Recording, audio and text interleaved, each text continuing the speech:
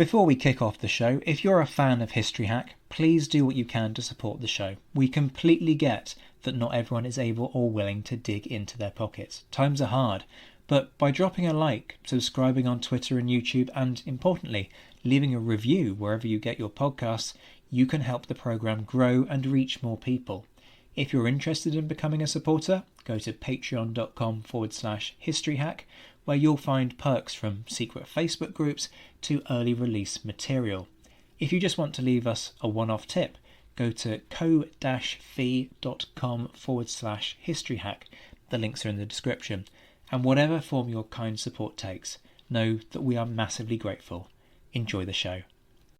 Hello and welcome to History Hack. I'm Kit Chapman. I'm joined today by the wonderful Bethany Moore, and we're going to talk about one of the greatest polymaths in history.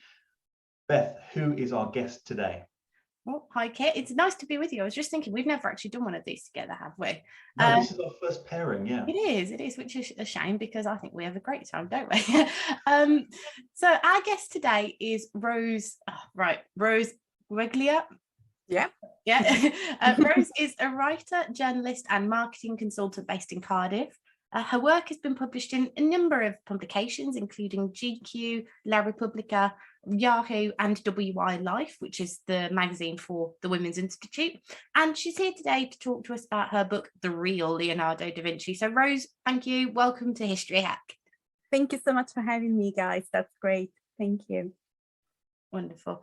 So Leonardo da Vinci, everyone knows the name, but actually sitting and thinking about it, I personally did realise, and I know that the questions have been formulated in a way that, we know about the Mona Lisa and so on, but I realised actually that I don't know much about him other than the Mona Lisa. He likes to invent things.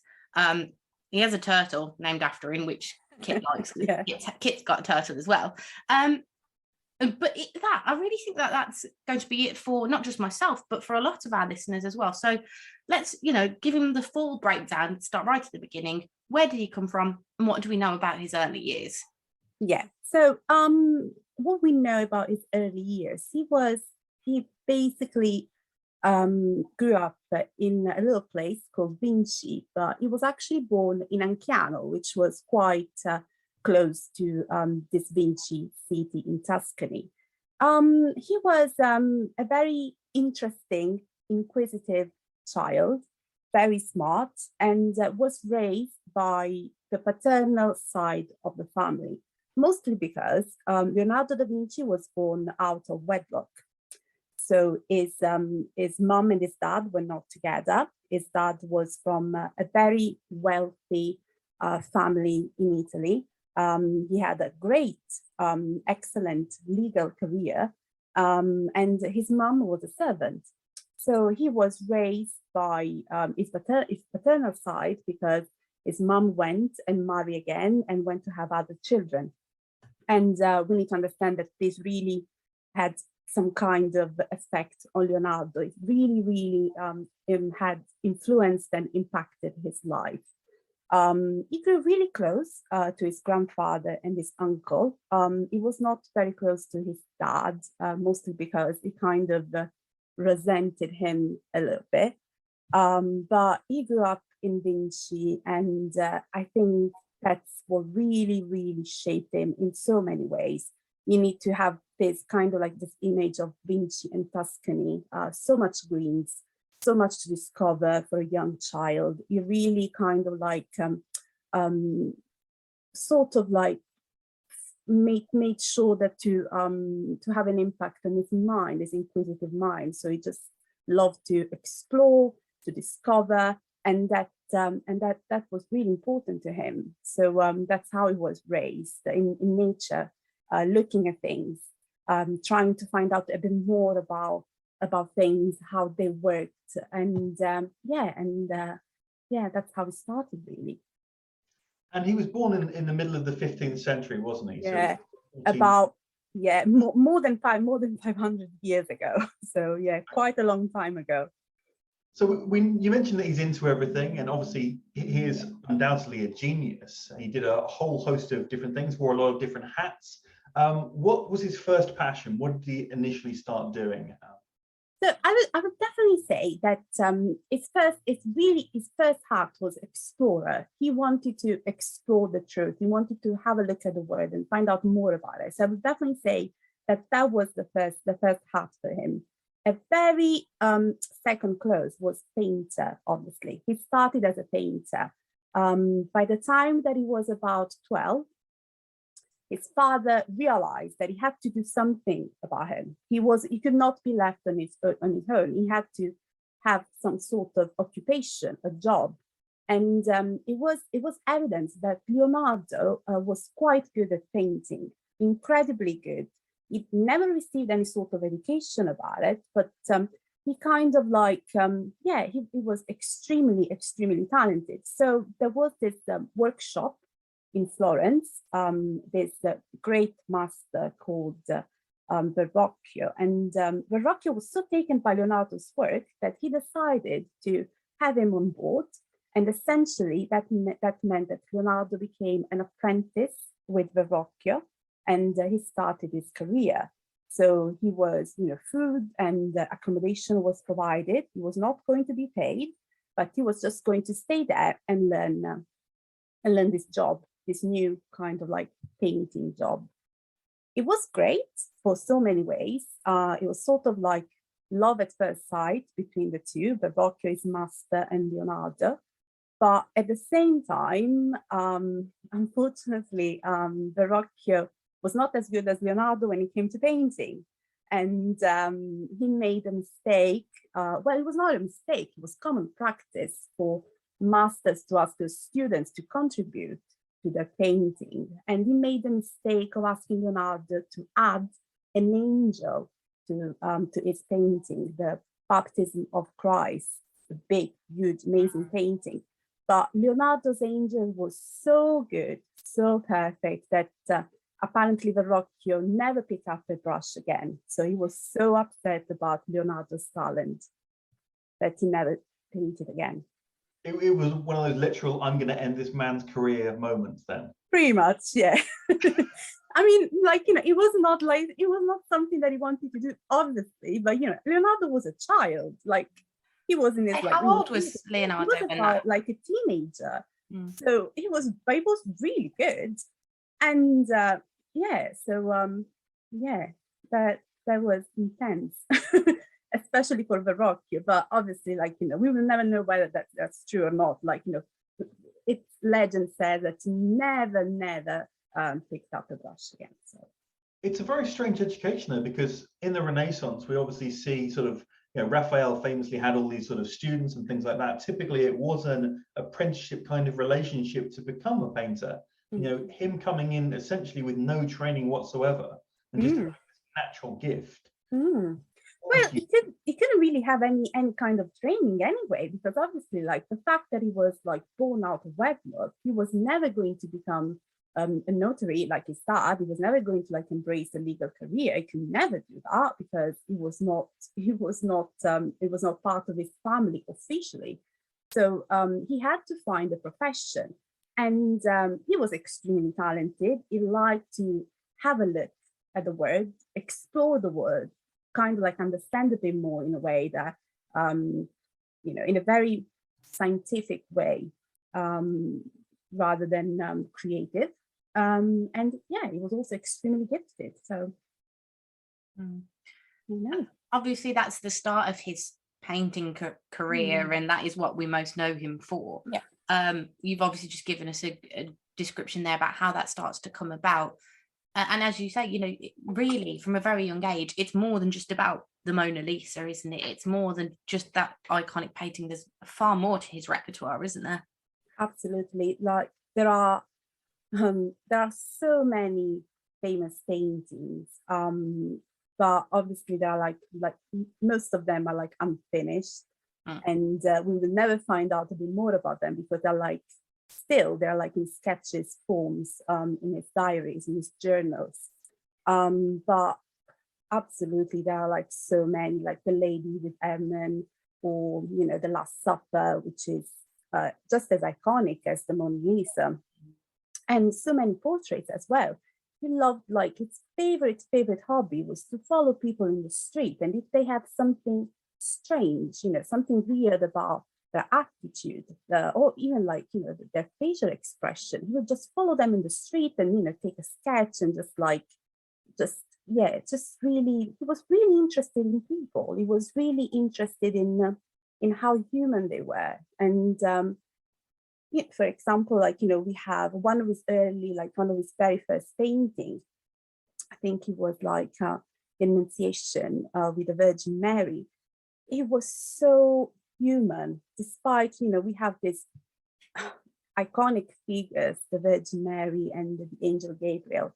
And they're both like, especially Virgin Mary, they're like so human. She's painted as she's reading a book and she's flicking through the pages, and the angel arrives and it kind of like bothers her in a way. You have this sense of like human nature that was so important to him. And obviously in that painting, a very, very big element is the nature as well. He was so interested in nature and finding out more about it. And, there are like so many theories about his sort of interest and knowledge about evolution as well. So yeah, he was quite the character, wasn't it? He absolutely was. And he was also an architect as well. So can you tell us a little bit more about that? Yeah, he was like, in terms of like architecture, it was mostly on a kind of like drawing kind of basis. So we do have different sketches and drawings of him, kind of the cathedrals, of the domes, of the bridges, and it was particularly interested in building a perfect city. So we need to have a think about, and we need to realize that Leonardo, so something that we are now quite familiar with, he saw the plague, the big plague in Milan. So he was kind of like so upset and worried about it that he started to really, really have a think about cities. And he was an architect in a sense, but he was also one of the first town planners we have had. And he kind of like really wanted to build a city that was, first of all, had to be vertical and with a series of staircases, and just to make sure to avoid the proximity of one house to another, and kind of like to make sure to help people, if another plague would have happened in the future, which he did. But so he was incredibly smart and sort of like scientific in a way, in the way he approached different things, including architectures or town planning or anything else. Yeah. And he also really he was influenced by people like Brunelleschi, which was a big, big architect for different things, including like a cathedral in Florence. Yeah. And I mean, he really is a jack of all trades, isn't he? He can do everything, because he also does work as an anatomist as well, doesn't he? And historically, for me personally, I'm not a biologist or anything, but I would not think that 15th, 16th century Renaissance Italy is a place where a series of really important medical advancements are taking place. But he really helps us understand the human body. I mean, as I said, it's not an area of history I know. I just saw Kit's face there. It's not something I know much about at all, but it's not something like I think of medical advancements and my brain immediately goes to the First World War, because that's my wheelhouse. Yeah, no, yeah, that makes sense. Yeah. It's just like, obviously, like the Renaissance was such a big time in history, wasn't it? It was, and it kind of like had like different changes and influences, and he was there. He really showed up. He was like, the Renaissance man, par excellence. He was brilliant, and his favorite hobby was to have a look at dead bodies and open them up and find out more about it and find out about what was going on inside. And he loved it. And there wasn't anything, creepy or strange about it. He was a scientist. He had to understand what was going on in the body, what was going, and why we were the way we were. So there was a very scientific purpose about it. And yeah, he was a man of science. And many people obviously see him as this creative, quirky person, but he really, really was a man of science. And he was one of the first people to actually realize that the heart has 4 chambers rather than 2. So he did something important. He did something good in his studies. You know, like I think like the first person he actually had a look at was like a 100-year-old man, and he had died of natural causes, and he must have thought, oh, he's perfect. I really want to have a look inside and see what was going on. Why did he live so long? So yeah. And of course, he was also an inventor as well. I mean, we've obviously got things like the Codex, for example, which comes up with all kinds of wonderful ideas. How far ahead was he thinking? And did any of the inventions that he actually came up with catch on in the Renaissance? Incredibly so. Like, you know, he was brilliant. He had sketches about every single thing. You know, the flying machine or the parachute or the you know, he really loved to work with colors and the kind of like and he really studied incredibly hard, and he spent so much time on this sort of you know, inventions, and it worked really well in terms of like, obviously, like everything we see today has been influenced by Leonardo. So we don't quite realize that, but it has. There was also something a bit peculiar about the way he kind of like approached experiments and sketches like that. He never actually tested them all. So when I actually interviewed one of the director, Jesus Cassis Lambert, for the Io Leonardo movie, he actually told me, Rose, I tried some of his experiments. They don't work. I don't think he tried them. So that was quite funny. And it's kind of like, you know, the way I think Leonardo was. He wanted to try every single thing. He wanted to write every single thing. He probably didn't have the time to actually test every single thing. Yeah, he seems such a man who knows how to do everything. It's really quite astounding. And he seems to be the kind of person that we all know them. I'm one of them myself. You regularly overcommit to lots of things. Like you get lots of people wanting your time and your help and so on, and then you realize, actually, I've only done half of the work on half of them. And I imagine he feels like that kind of man who ends up in that kind of position. He can't.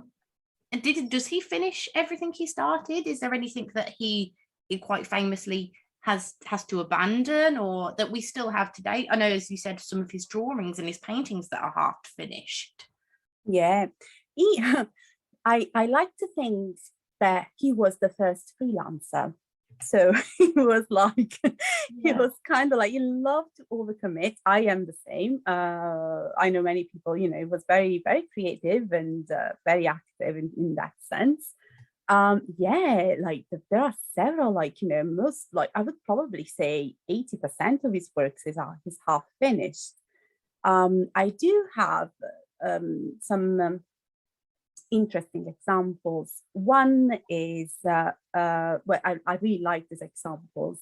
One is the big equestrian sculpture he had to do for Ludovico Sforza while he was at the Sforza's court.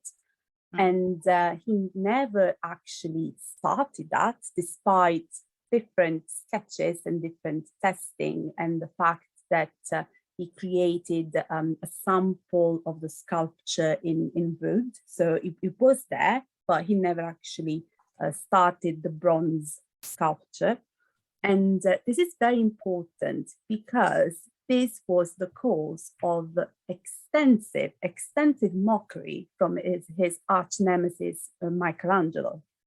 So Michelangelo used to, like, you know, be, kind of like make fun of him. It was like, where's this big sculpture that we're all waiting for? Where is it? And so that kind of like fueled that level of antagonism between the two. And another example is the big magnificent battle of Anghiari that was never, well, I'm going to say was never completed, but he never started that as well. He was supposed to paint this big battle on the walls of the palace of Signoria in Florence. Never started that because he was testing some kind of new colors and pigments, and it never worked. It didn't really work out the way he wanted that to, and he got so upset that he never even started that. So that's quite interesting. One interesting fact about that, though, is that years later, biographer and painter Giorgio Vasari was asked to paint a similar battle on those same walls, and he kind of like what he did. Apparently, some people believe that there were still some sketches of Leonardo's previous battle. So, in order to protect that, it is believed that Giorgio Vasari placed a panel between Leonardo's sketches and his new battle in order to conceal and protect Leonardo's work. Obviously, we will never know that. There are some kind of like elements in Giorgio Vasari's painting that might suggest that there's something more, but we will never know that. That would be brilliant. I would love to find that out. I would love to see Leonardo's sketches of that battle. Mm. I'm so glad you mentioned the giant horse as well for the Duke of Milan, because I mean, his plans was it an 8-meter tall horse? It would have been magnificent. Obviously, quite ambitious, absolutely, slightly ambitious, but he had like the best ideas, and obviously you need to understand that there are like, we are in the Renaissance. There are like different painters. They're all brilliant. We have Michelangelo. Michelangelo is amazing. So they obviously hate each other. They kind of like have to compete for the favors of all these patrons and of all these like big families in Italy. So they are going to fight. They're not going to like each other. It's all about the money. It's about prestige. It's about having the best spots ever. And so maybe they should have just got some pizza, done some martial arts, and they would have been able to live together. Yeah. I mean, I didn't know about this sort of beef he had with Michelangelo, because we never really think of Da Vinci as a human. I mean, he was a person. He had emotions. He had a character. So what do we know about that side of Leonardo da Vinci? What was his personal life like? So in terms of like family stuff, we know that he was not very close to his mum, not very close to his brothers, kind of close with his dad, but not, there wasn't much in terms of like any kind of like paternal relationship. But he had like, he was gay, and he had like one of his, he had a couple of relationships. One was with Salai, who was his friend, his apprentice, his servant. He was everything for him. And another one was painter Francesco Melzi, who was also an apprentice. And those, we believe, are the best and the biggest loves of his life. So they spent basically all their life together. Salai and Melzi were the ones with him. They stayed with him until the very end. So Melzi stayed with him in France as well. So basically until the very end. Very different personalities as well. Salai was more of the commercial kind of person. He was the one to actually sell the Mona Lisa in the end. So he was a very commercial kind of person. He was really interested in the financial aspect, and Melzi was the sensitive kind, he was the painter, and close to Leonardo the most, I believe. Yeah. And he's obviously, we think about, as you said, Leonardo da Vinci, Michelangelo, so we're in that sort of time period. And you know, what I do know about Renaissance, Italy, it's not very much at all. But what I do know is the big names, the big family names, and how Leonardo then interacted with those families. So the Medici, the Borgias, the Sforzas. How does he interact with each of those families? Because, you know, there's obviously then going to be rivalries between those families as well. How does he maneuver, I suppose, dealing with these big names in Italian history? He tried to maneuver them. I don't think he succeeded. The thing is that obviously, like, you know, we have this strange relationship. So we have the patron and we have the artist, and the patron kind of like pays the artist to make sure he produces everything they want. It can be, you know, paintings, it can be sculpture, it can be war machines, like, you know, with the Borgias or with the Sforzas. It can be anything they want. So it's a very challenging relationship, and it kind of like gets a bit more challenging when you have someone like Leonardo who says, I'm definitely going to do that. I'm definitely going to do that. Of course, you know, I'm definitely going to meet this deadline. That's absolutely something that I would do. And he never does. He never actually delivers unless forced. So it's a very challenging relationship. I think personally that he was not enough of a painter to be loved by the Medici, not because he wasn't good, he was brilliant, but he didn't really he didn't really see himself as a painter. He was more of someone who, you know, an explorer, a scientist, you know, but a painting, like a painting was not good enough for him. And that's actually very interesting. When he actually goes to the Sforzas, he writes them a letter, and he kind of like lists all the things that he could do and that he would like to do. And at the very end of this letter, after, you know, science and studies and kind of like, you know, war machines, and after every single thing, he says, well, actually, I can paint a little as well. So painting was not something that was really of interest to him much. The Sforzas and the Medici and the Borgias, obviously, you know, it's everyone wanted something from him that was not what he desired.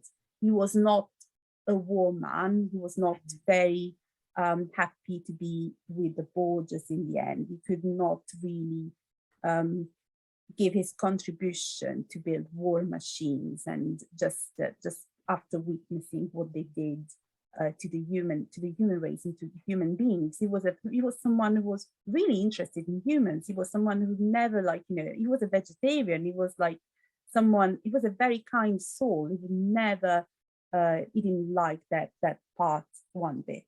So yeah, he had very challenging relationships with all of them. Yeah, I think it was very challenging for him. It sounds like a difficult kind of relationship, but we're talking about the real Leonardo da Vinci here. That's the name of the book. And so let's dive into some of his quirks and his personality. Was he a vegetarian? He was a singer, a fashion victim, apparently? Yeah, he was all of those things. He was like, he was a very, very quirky kind of person. He liked vibrant colors. He apparently liked to dress up quite vibrantly with orange and red. And he loved music. He loved to sing. He was a vegetarian.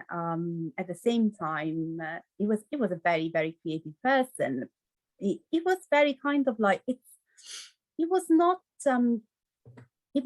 what we always expected him to be. You know, we have had this kind of image in our head about Leonardo being this wise, calm man, and I'm sure he was to some extent, but he was also a very, he was very alive. He was a very vibrant person. He loved life. He had friends. He was very good friend with Botticelli. He was, he had this kind of like thing going on with Michelangelo. So there was so much life in his life in a way that we don't really understand. He was not the Dumbledore of the Renaissance. I mean, I'm sure he kind of like became one, the wise old man, but at first he wasn't. And one of the things they actually did, and that's how and it kind of like explains his personality a little bit, was that he also was a wedding planner. When he actually was at the Sforza's family, and that kind of like connects to what we were talking about before. He was asked to do some wedding planning for one of their weddings. So and it was brilliant. It was such a brilliant. There are like stories from the time. People have actually witnessed this beautiful wedding that he planned. And they say that it was absolutely wonderful. So he was such a creative, happy person. So and anything he did, his personality reflected in his works. And no matter what kind of works, could have been wedding planning, could have been architecture, painting. I'm always trying to imagine where he'd fit in the 21st century. I mean, what would he end up be doing? It sounds like, I can see him sort of hanging out in Soho and just having, a whole gaggle of people around and chatting and discussing ideas, doing a bit of painting, a bit of wedding planning, sort of choreographing dances for Beyonce maybe, or something like that. I mean, it sounds awesome. Yeah, absolutely. It's not very distant to what we are trying to do these days. Like, I think like as creative people, we try to have different interests and we try to pursue this interest. And, I'm someone who overcommits all the time. And most creative people are. So, it can be an interview, can be a podcast, can be a blog, can be, it's different, but I think we're kind of like going back there in a way. Imagine him having, as you say, in the 21st century, him being one of those people where their business cards is just like everything that they've done, and it's like painter, architect, wedding planner. I love the fact that he was a wedding planner. That really, that's brilliant. Another strain to him is that something that I knew again a little bit about. It's about mirror writing, because he seems to use this quite regularly from what I know of the period. It's been used as sort of like a way to suggest that he might have been like a highly secretive person. Who knows? He might have been getting up to some very highly secretive things. Who knows? Firstly, what is mirror writing for those of our listeners who don't know? And why do you think he was using it? So, like, mirror writing is basically what the easiest way to explain it is when you actually write something and then you just look at the mirror. So anything that you actually see from right to left, and that's the way he used to write. He used to write from right to left. So it's interesting in a way that many people would actually think that it was because there was something secretive about it, and I would like to think that as well. At the same time, he was left-handed, so same. I know. So it was kind of like easier and a much less cleaner way to express himself. So because obviously when you're left-handed, if you write from right to left, exactly. There's so much on the hand. Yeah, exactly. You get that. So it was easier. And you have to think that, we're in the middle of the Renaissance, there are not, the pen is not a pen, it's a quill. So, we have ink, and it's meant to get very messy for a left-handed person. It still is today. So there's that explanation. At the same time, yes, I'd like to think that he had some kind of messages and things. He was a very smart person, and again, he clearly believed in evolution as well. It's something that we can see in some of his paintings, including the Mona Lisa. and including the Madonna with child. So there are some elements of that. And obviously, even though we are in the middle of the Renaissance, the church is still very important, and the church still has powers. And if you want to work, and if you want to be independent, and if you want to be a freelancer, and if you want to have money, you need to kind of like compromise. So in a way, I believe that he wanted to be himself, but at the same time, he wanted to kind of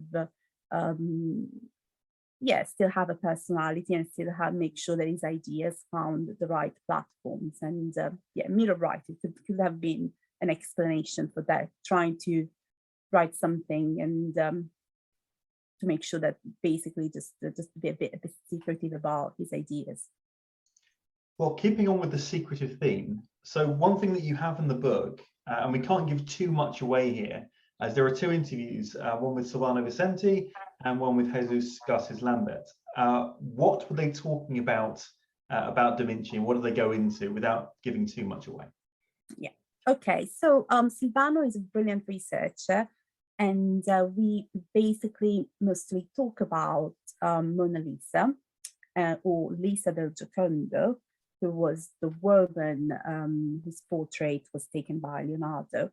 And we talk about where she's from, who she is, and whether we could trace her, kind of like understand a bit more about her from from her family history, from her descendants. So if there's like any truth, whether can we actually, find out a bit more about the Mona Lisa from their descendants and from kind of like from their family. So Silvano spent some time looking at that, and that's very, very interesting. So he has some, his findings kind of like prove a few things about the Mona Lisa and her family. So that was quite good to have a chat with him. And so there was a very interesting part. I'm fascinated by the Mona Lisa. I don't know whether there was like Lisa del Giocondo, whether she actually existed, but to have someone like Silvano to dig a bit more and to explore that side a bit more, I think was very important to me. When it comes to Hesses, we met because I watched his movie, Io Leonardo, and that was very interesting. There was a very pioneering approach to Leonardo, and it kind of like, I think he sees Leonardo the way I see Leonardo, as someone who's very sensitive, who's very human, and also who's very kind of like, for sure, very smart, but very interested in absolutely everything surrounding him, and very inquisitive when it comes to the word and when it comes to the truth of the word as well. So that was really, really interesting to have a chat with him and to see what he thought. And he was actually the one trying different experiments and see whether they worked or not. So it was very, very nice. And I suppose just to sort of round things off, as you have highlighted for us today, Leonardo is a very unique man. He's a very interesting man. I suppose this question is very it's like the kind of question that perfect to finish up an interview, but it's the question that I suppose doesn't really have much of an answer in a way. How big is Leonardo's legacy? Like, what kind of influence does he still have on the world today? Can it really be measured? Is it a finite thing? Is it an infinite thing? I don't think it can be measured. I think it is everywhere. Everywhere we look, there are like some traces of him, and this could be, in the arts, in architecture, in science. It's just like he's like everywhere we look. And one small example. I'm currently doing my PhD, and I came across, and my PhD is in transmedia. So I came across transmedia, and they actually talked about Leonardo, but they didn't actually, and they talked about the Ninja Turtles we were mentioning before. So, you know, he's everywhere. There's like, it's so interesting. And also, like, if you have a look online, even when you have a look at memes of the Mona Lisa, you know, there were so many during the pandemic, you know, of the Mona Lisa being, you know, sad or bored or, you know, upset about COVID and how she was coping with COVID. And it's just like, it's so interesting and so funny that it's like, because he's everywhere, his characters and his paintings, and the characters in his paintings are kind of like, you know, are a part of us, I believe. They have become a part of us. Absolutely. And on a personal note, I mean, I've actually gone around the world and I've visited many of his paintings, including the Mona Lisa, including the Last Supper, just walking around and sort of soaking in his legacy. It's just such a huge part of it. Rose, your book is The Real Leonardo da Vinci. Tell people where they can get it, how they can get hold of it. So it's available on like different websites and different bookshops, including Waterstones, including the Pen and Sword website, Amazon, eBay. Yeah, it's available online. Wonderful. And I'm sure as well for our listeners, we'll get that on the History Hack bookshop as well. So there's a good straight link for you there. But Rose, thank you so much for joining us today. Thank you. It has been absolutely fascinating. I've definitely learned a lot more about Leonardo da Vinci today. I know I have, certainly. But thank you so much for joining us. Thank you so much for having me, guys.